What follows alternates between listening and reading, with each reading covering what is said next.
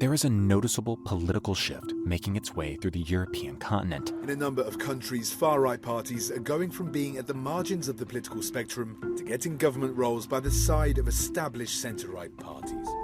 Slovakia, Spain, Poland, Italy, and other nations are experiencing a surge of right-wing movements. And the fiery debates on immigration, LGBTQ rights, and Ukraine are rewriting long-established playbooks. The increased willingness among voters who used to be mainstream, I suppose I would see it more as a kind of a compromise vote. I'll settle for a party that may pose risks because I'm feeling really scared about my immediate future. This is Global Insights by Network 2020. And today, we're revisiting a discussion we had last year with Columbia University Professor Sheri Berman and European Council on Foreign Relations Senior Fellow Susi Dennison. Why is this shift happening now? What do the victories of far-right parties mean for European politics? And what's in store for the future if these trends continue?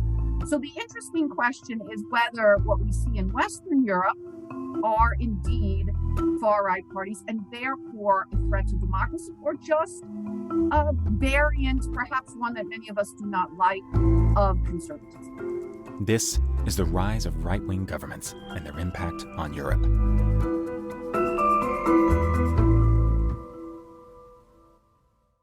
Moderating the discussion is Courtney Doggart, president of Network 2020. So just to begin, I'm going to start with you, Sheri, starting where I usually like to start, which is making sure that we are all on the same page. So what do we mean by far-right parties, and what differentiates them from traditional right-wing or conservative parties? And more importantly, how can we understand recent events within the context of European history? So thanks, I'm really happy to be here. And that's actually a more complicated question than might appear on the surface. So especially after the recent elections in Italy and Sweden, where we saw significant electoral advances for the Brothers of Italy and the Sweden Democrats, there's been a lot of discussion of this issue because both of these parties have roots in neo-Nazi or neo-fascist movements, but have, at least on the surface, moderated really quite significantly over the past years. And so whether it is still correct to call them far right is debated. They prefer not to see themselves as far right parties. They call themselves social conservatives, national conservatives, because they understand that there's not a lot of support for neo-fascist or neo-Nazi parties in Western Europe. So let me say that I think this is a question that requires some more discussion. However, in an abstract way, right, when social scientists talk about far-right parties, they are talking about parties with questionable commitments to democracy and with questionable commitments to things that we think unavoidably go with democracy in the West, like liberalism and pluralism. So when I would use the term far-right, I would use that term to apply to a party whose interests in democracy, commitment to democracy, I question, whose commitments to plural societies I question, whose commitments to protecting, championing even liberal rights, free press, freedom of association, protection for minorities, I am unsure of. So that's the difference between a far right and a conservative party. A conservative party may have,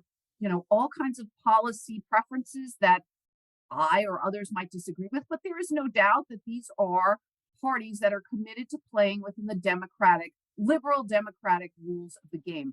A far-right party is not. So the interesting question is whether what we see in Western Europe are indeed far-right parties and therefore a threat to democracy, or just a variant, perhaps one that many of us do not like, of conservatism. Thank you. That was a very helpful way to pull that apart. So Susi, turning to you, and maybe we can dig into where Sheri left off a little bit. Why are we seeing an increase in the elections of far-right governments in Europe, particularly in Sweden and Italy? And what do these parties offer that resonate with the electorate? So thank you very much for having me as well. I'm really excited to be here and having this conversation. I think for me, there are three big things that are concerning European citizens at the moment and is sort of driving the way we're seeing them vote. The first of these is hard security. We're in a situation that very few Europeans were expecting even a year ago in Europe, that we're facing war within what we understand as our geographical space now with Russia's invasion of Ukraine. And if you look at public opinion polls in terms of the way that Europeans think about this war, that the sort of the number one concern is about escalation of the conflict to a point that would involve NATO, probably through the engagement of nuclear weapons. And that varies a lot depending on which part of Europe you're in. I was recently in Poland, and I was quite struck by the fact that if you go the sort of further east you go within Europe, the more citizens are concerned about what they perceive as a realistic prospect of the land war spreading to where they are. So this feels very close. People are scared from the sort of hard security point of view. The second big thing that they're worried about is rising cost of living. I'm talking to you from France. Here we've had mass mobilizations about the cost of living. We've seen 2 kilometer miles at the petrol pumps. And we're being told that Germany and other key economies are expecting to go into recession next year. So people are very worried about how they're going to sort of make ends meet at the end of the month. And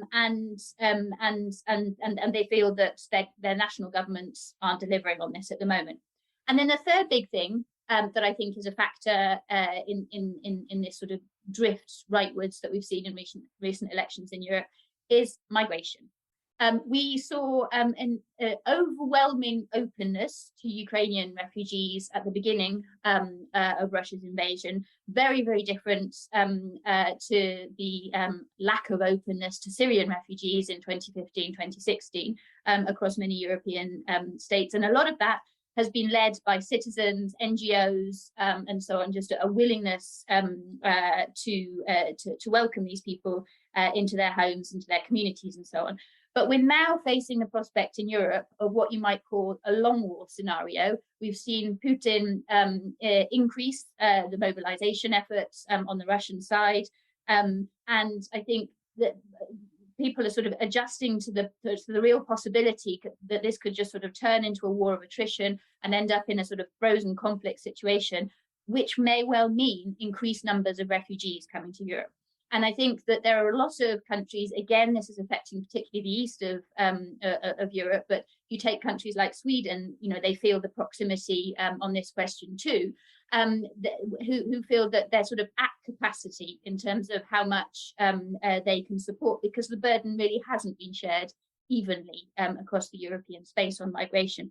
So I think it's these kind of three big things that are driving in voters' minds a sense that they need a government that will speak to these big challenges, that will take them seriously, and the sort of the nationalist story that the kind of the turning inwards to the national level against a frightening international environment is something which seems to be persuading citizens in light of those concerns at the moment.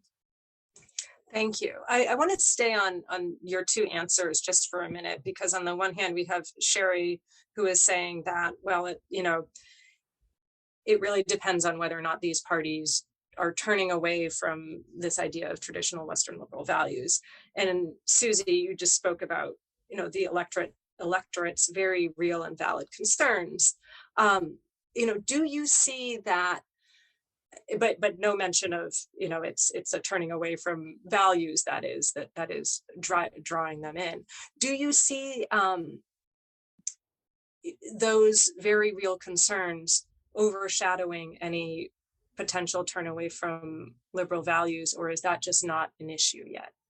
For me, I would say that the sort of the increase in numbers of people who are willing to vote for parties which have have come through sort of fascist routes in the case of Italy, and for parties which, in Sweden there used to be a kind of cordon sanitaire, a refusal by democratic parties to work with the Sweden Democrats. But I think the increased willingness among voters who used to be mainstream comes more from a place about these kind of security, economic concerns, about the way that it's more a sort of a rejection of the way that they feel their country is currently being handled, than necessarily a turn towards the values of that are being put forward. I suppose I would see it more as a kind of a compromise vote. I'll settle for a party that may pose risks in terms of its kind of moral agenda, because I'm feeling really scared about my immediate future. But obviously these parties do also have a core base who do share those agendas, and I think that's where the concerning point is for the next few years. It's about how those things are balanced. And Sheri, I'd love to hear your response on that too, as well as are these concerns hypothetical or are they real? And how do you pull apart, if they're saying, well, we're not those roots. We're really just about law and order and about these other issues. How are you determining whether or not they've abandoned the values? So let me first link back to something Susie said, and then move forward to that latter question. I think that it's very important when we look at these parties, and in fact any party that's operating in a multi-party system where they're not the only actors, right? And understand that their success or failure depends not just on what they do, but on what other parties do. And I think that is perhaps even more true of populist, what we call, whatever right-wing populist parties, that is to say parties that sort of emerge as protests against the existing party system, order, et cetera, et cetera. So, it's very important that we understand that, Meloni and the Brothers of Italy were the only party really standing outside of what was a somewhat consensus around the previous government. So if you were dissatisfied, as Italian voters have clearly been with good reason for the past 20 or 30 years, with the way things are going over this past electoral cycle, the only party that was not directly implicated was the Brothers of Italy, right? And so, anyone who wanted to protest against the status quo, this party was an attractive option simply because it was not physically part of that consensus. Now, with the Sweden Democrats, the situation is a little different, but also similar.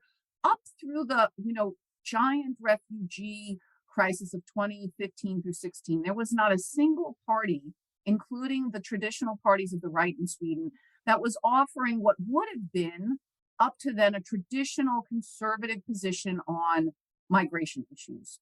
They were all pretty much on board with an extremely generous, extremely progressive, extremely open approach to refugees and migration. Now, again, I'm guessing probably most of the people on this call are as well, but the point is that if you were a person who was not necessarily racist or xenophobic, but thought to yourself, wow, 20 or 30 years ago, this was a country that was as homogenous as can be. And over the course of a generation, and particularly over the course of 2015 or 16, the demographics of my country have changed really dramatically. And along with it, a lot of other social trends and issues. You simply had no place to turn but the Sweden Democrats. There was not a quote unquote traditional conservative option out there. So I think, again, part of what we need to do is recognize how these parties fit into the larger systems that they are embedded in, and think about, what actually they are representing to voters. So I just to sort of let go inside. Now, the question of, do we take them at their word? Are these no longer neo-fascist or neo-Nazi parties? Are they committed to playing by the democratic rules of the game, albeit offering within that socially conservative or nationally conservative policies? Well, I would say wait and see. Thus far, they have certainly, at least on the surface, distanced themselves from those pasts, expelling people who are caught with membership in these organizations, expelling people who say very obviously racist or xenophobic things dramatically, particularly in the case of the Sweden Democrats, because that party's older now. moderating their positions on things like immigration and national identity. But, wait and see. These parties now are growing. They are both now, Brothers of Italy is actually, the key party in that coalition, and the Sweden Democrats, although outside of government, are the largest party of the right and therefore significantly influencing the direction of government. If these parties start to do things that are not just conservative, but are potentially undermining of democracy, then I would reassess my evaluations of them.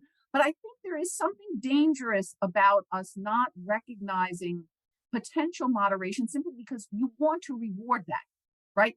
It's one thing to say, I don't like these parties' positions.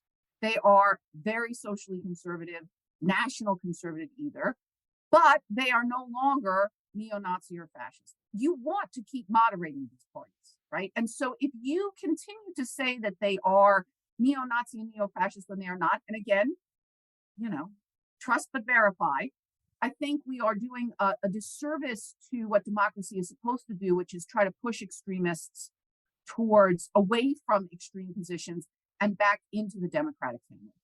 Yeah, I just wanted to add a two-finger point on that. I feel quite sort of nervous with the wait and see approach, but I feel quite uncomfortable with it in principle. But I am inclined to agree, and I just wanted to draw attention to the fact that the government, the coalition arrangement that has been agreed in Sweden is quite interesting in that it sort of invests in the democratic structure. So the Sweden Democrats have taken a decision, or it has been agreed in the negotiation process, that they're not holding ministerial posts, but rather they've got control of some of the most influential parliamentary committees, sort of effectively to hold the government to account on the agreed agenda between them. And I think that, in light of what Sheri's saying, that is quite an interesting decision. I think it's fascinating psychologically in terms of sort of whether they perceive themselves as a kind of a real party of government, or whether in fact they do sort of perceive themselves as needing to put in place checks on a system that has kind of got slightly out of control from their point of view. But it does imply that they intend to work with the the democratic system rather than against it.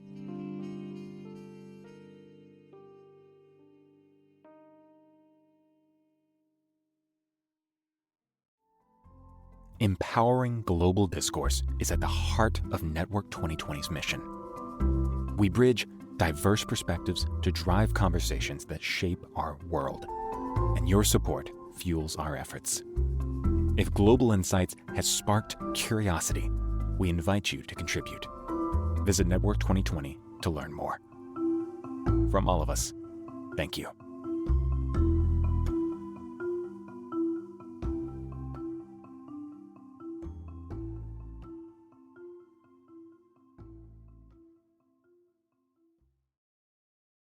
Sheri, going back to you, we've been talking a lot about Sweden and Italy, but obviously there have been some precedents that have been set, particularly in Poland and Hungary. So, have you seen any, have countries shared common sources of funding or election strategy? And what role does Viktor Orban in Hungary or Jarosław Kaczynski of Poland play, if any, in what you've been seeing happening? Right. So, particularly Orban and his party, these are not really, should not be called populist parties, at least not if you're including within that rubric also, parties like the National Rally in France or the Sweden Democrats in Sweden. Why? Because that is clearly not a democratic party in the small d sense of the term. Hungary is not a democracy anymore. It is an electoral autocracy. There is not this, they're not even the basic foundation of democracy, free and fair elections, that just does not exist in Hungary anymore. So I think it is important that even though, we might see these parties as on a continuum, and to get back to your question, certainly in a rhetorical sense, they are, in the sense that, they're constantly praising each other, patting each other on the back. Orban likes it when the Brothers of Italy won. It's a little bit more complicated in Sweden. These parties, see themselves on some level, perhaps as part of a sort of a movement with some international similarities.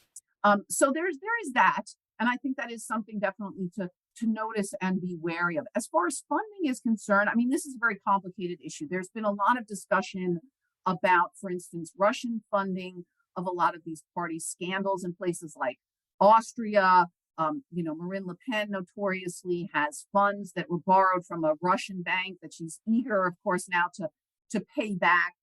This is less the case in Sweden.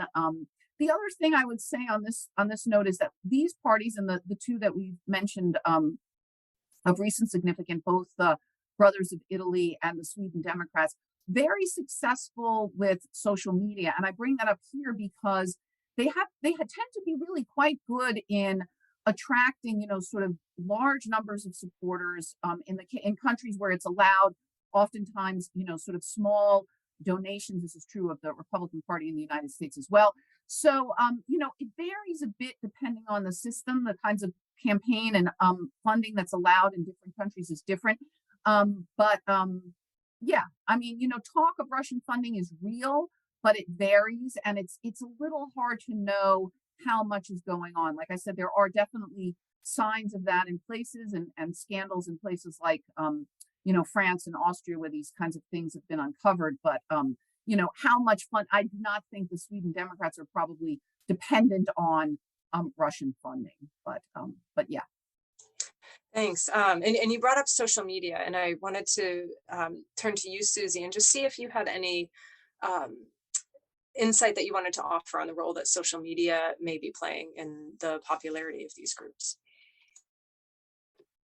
Well, I think that social media is a sort of a key feature of all elections in Europe now, and sort of very much part of the reality and the kind of the system that voters use to make their decisions about how they're going to vote and so on and so forth. And I think that it is also one of the ways in which there is kind of join up across between different parties with a kind of similar nationalist agenda across different European settings, because it's much easier now to kind of to forward sort of an idea, and that can sort of have a big impact on an election scenario, or photos of some of these key leaders together at key moments. I think that sort of all plays a role in, if you like, and I think this is probably more true if you look at the Italian election context that we've been discussing maybe than the Sweden one.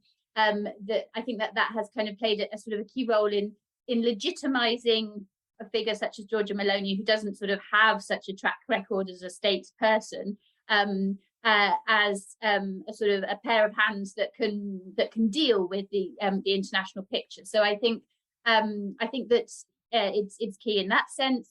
But unfortunately, it is also sort of key in terms of the ability to manipulate the electoral debate from outside. That, I have to say, but I'm not an expert on this, is not something that I've seen sort of particularly assessed in the cases that we're discussing here today. It's been a big feature, Russian disinformation in recent French election campaigns. But I think that there was a kind of a certain momentum that, as I said, I think comes back more to sort of the national context in these elections that has led to the outcomes that we've ended up with. But it's nevertheless there. But yeah, I do think that one of the interesting trends is the way in which the sort of the online element of elections gives this sort of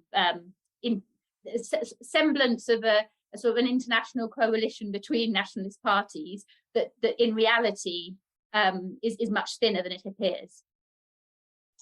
Great, thank you for that. For better or for worse, social media is something I guess we're going to have to contend with from here on out. Susie, staying with you, we've been talking a lot about these elections sort of in domestically within their own context, but obviously they are taking place within the larger context of the European Union. So how do you see the views of these right-wing or further right-wing governments impacting the European Union? What impact will they have? Are there areas where they agree? What might happen in the places where they disagree? Yeah, I think this is definitely a point to watch. What we've seen so far in the case of Giorgia Meloni's government, because she's had a few more weeks than the Swedish government for this to start to play out, is that the realities of geopolitics are going to make it very difficult for her to sort of deliver on some of the sharper parts of her early election campaign, at least. So, even ahead of the elections, she's kind of started shifting her position with regards to pulling away from the European consensus against Russia.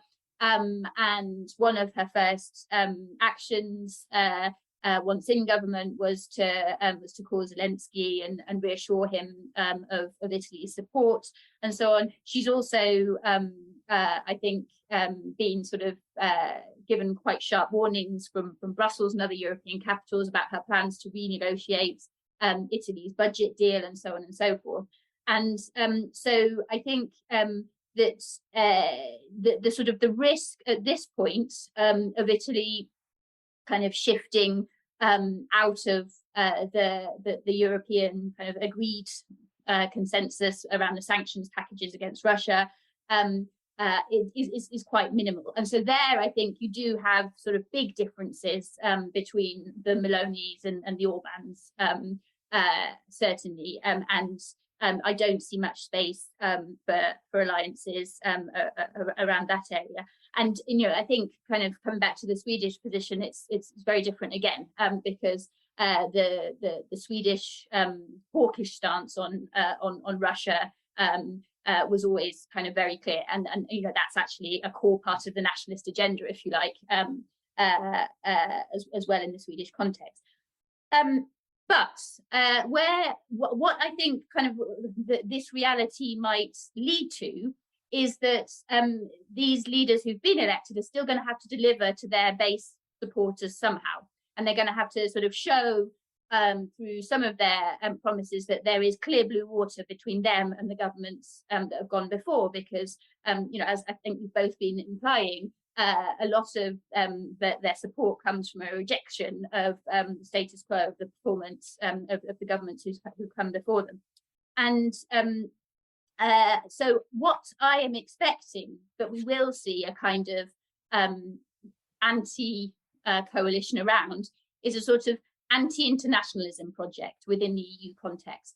I think they will go in hard on questions like European cooperation on migration. This is relatively low-hanging fruit because the centre ground in Europe has moved so far to the right. And so it's relatively kind of low cost to push it back against any idea of Europe making us be more welcoming. And so I think that this will be sort of one of the key ways in which we may see some kind of alliance from these countries. And that, I think, could easily include Poland as well. I think Poland will, the PiS-led government will be very clear that they'll want to push back against any assumption that just because they've been welcoming to Ukrainian refugees, they've changed their mind on burden sharing within the EU more broadly on migration.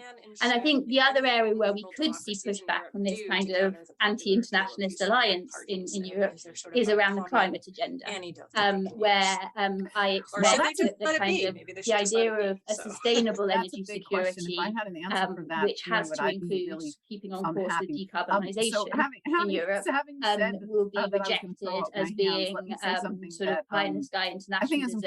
We need to focus on our short-term needs. We need to these secure parties that. really do, and I this think better at Susi national kind of level. pointed in this So, direction as well. They really feed I off these are sort of areas where I do see whether it's dissatisfaction with the performance of governments in general, or it's dissatisfaction, about not being offered alternatives on immigration policy for a very long period of time. I mean, the best way to deal with parties that are sort of at the extremes of the political spectrum, and again, by extremes I mean just at the ends. I'm taking a wait and see attitude about the far right versus right part.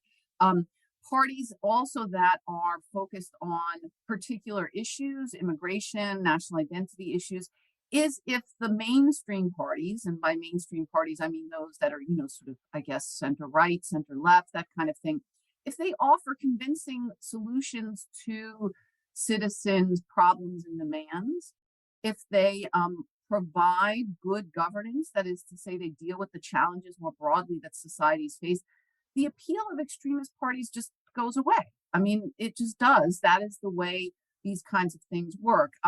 And so, as many observers of populism of both the right and the left have sort of pointed out, right, these parties are an expression of dissatisfaction, an expression of the failure of mainstream parties. And as observers and as people who care about democracy with a small d, we can recognize that this dissatisfaction is real without agreeing to the solutions that these parties offer to them. So we can say, look, economic change, social change, cultural change, demographic change has been extremely rapid and for many people very disconcerting over the past decades. And parties have not done a great job in preparing citizens for these changes, in offering policies that can help them deal with these changes, in offering good visions of what a better future can be like. So again, to circle back, sort of the obvious, but I still think important way to deal with these parties is by trying to figure out how the parties that we do think have strong commitments to small d democracy, to liberal democracy, they just simply need to do a better job of dealing with citizens' concerns and societal challenges. Thank you. Susi, zooming out again a bit more now, how do these political shifts impact NATO or the transatlantic relationship? I think there is a sort of an interesting trend in terms of transatlantic relations in which a lot of the governments that we've been talking about so far are among the European governments which have been most fearful traditionally of doing anything to destabilize the transatlantic security guarantee. And I think that sort of national sort of framing on the discussion is almost as important in the position that we can expect from these parties as their political stance, actually. If you take, for example, the Polish government, they have always been among the governments that have been sort of most vocal about Europeans being naive about how malevolent Russia is, and I think there's a sense among those governments across Europe now that their warnings have been vindicated, and that their kind of strategic threat perception has moved now more to the kind of the center of Europeans' understanding of the world. But we've also seen from events in 2022 the extent to which we as Europeans, we're still very much dependent on the US when it comes to security questions. But also we've seen how supportive any US administration is of the idea of us building up our own capacities on the security front. So I think the kind of the realities of the necessity in a dangerous world of us kind of doubling down and building up the European pillar of NATO kind of go against the anti-EU narrative of some of these nationalist parties. So I think that we probably will see sort of continuing increases on security cooperation between European states. We've seen 2 new members of the EU apply to NATO this year. So there is kind of greater and greater overlap between the EU and NATO, and I think it's no longer understood as an either or choice by any European state. And But I think the other decisive factor will be US politics, and I think a lot of European capitals are now admitting to themselves that if after 2024 we have another White House led by a Trump or Trump-like figure, then we need to be prepared for that. And so I think that the sort of the anti-internationalist, anti-European narrative that I was talking about earlier will sort of come up to face with the realities of geopolitics. So I would expect that we will sort of continue on the curve that we're going on of trying to build European sovereignty at the same time as keeping the transatlantic ties strongly in place. All right, well, that is a good place and time to end. Thank you very much. This was a really fascinating discussion. I think I learned quite a bit from it, and I hope everyone else did too. So thank you, Sheri. Thank you, Susie. This was a fascinating discussion, and thank you, everyone, for the really fantastic questions. Thanks a lot. Bye-bye. Bye-bye. Bye. Thank you for listening to this episode.